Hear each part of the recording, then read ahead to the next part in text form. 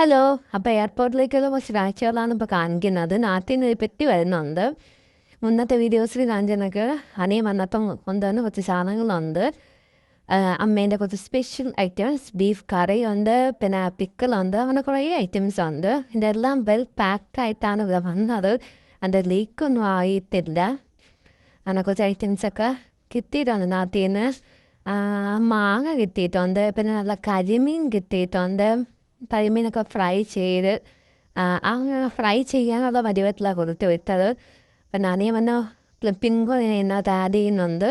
നാട്ടിലിപ്പോൾ മാങ്ങയുടെ സീസണാണല്ലോ, അപ്പം അതുകൊണ്ട് കുറച്ച് മാങ്ങയൊക്കെ കൊടുത്ത് വിട്ടിട്ടുണ്ട്. അപ്പോൾ ഇതൊക്കെയാണ് ഈ വീഡിയോയുടെ വിശേഷങ്ങൾ. അപ്പം ഇനിയും എല്ലാം സപ്പോർട്ട് ചെയ്യണം, സബ്സ്ക്രൈബ് ചെയ്യണം.